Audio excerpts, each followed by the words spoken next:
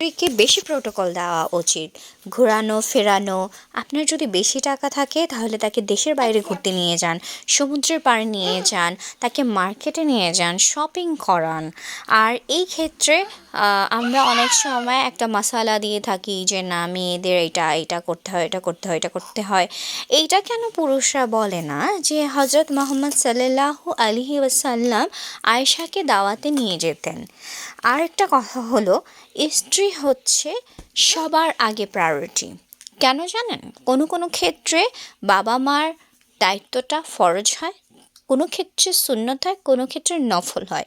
এটা ক্ষেত্র বিশেষ। যদি মা বাবার আপনার থেকে বেশি সামর্থ্য থাকে সেই ক্ষেত্রে আপনার কোনো কিছু না করলেও হবে।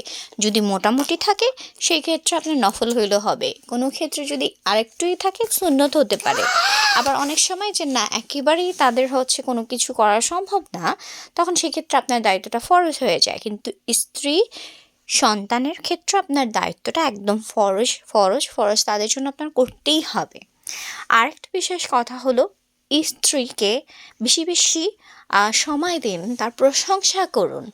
আপনারা যদি হজরত মোহাম্মদ সাল্লাল্লাহু আলাইহি সাল্লামের জীবন কাহিনী শুনে থাকেন তাহলে আপনারা দেখতে পাবেন যে তিনি তার স্ত্রীদের সাথে কেমন ধরনের আচরণ করতেন।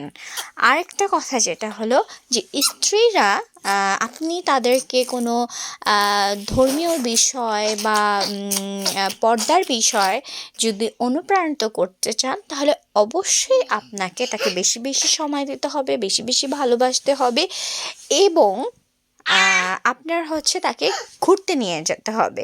হ্যাঁ, যাতে তার মনের ভেতরে কোনো রকম দুঃখ কষ্ট না আসে।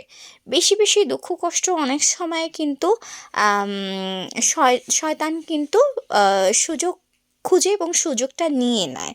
তো সেই ক্ষেত্রে আপনি যদি কাউকে মনে করেন যে আপনার স্ত্রীকে আপনার মতো করতে চাচ্ছেন বা আপনি চাচ্ছেন যে সে ধর্মের দিকে ফিরে আসুক, তো অবশ্যই তাকে এই বিষয়গুলো দিতে হবে আপনাকে।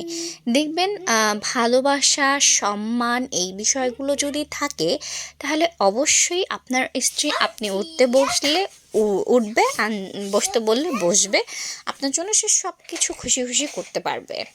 আরেকটা বিষয় আমি বলে রাখি এখানে, যে স্ত্রীরা কিন্তু সারা দিন ঘর সংসার সকাল মানে আপনি বেডে যাওয়ার আগ পর্যন্ত কিন্তু তারা তাদের সংসার নিয়ে ব্যস্ত থাকে। হয়তো পুরুষ মানুষও অনেক কঠিন কাজ করেন, কারণ আল্লাহ তাদেরকে সেইভাবেই তৈরি করেছেন। আপনি অনেক কষ্ট করছেন অ্যাজ পুরুষ হিসেবে, স্বামী হাজব্যান্ড হিসেবে।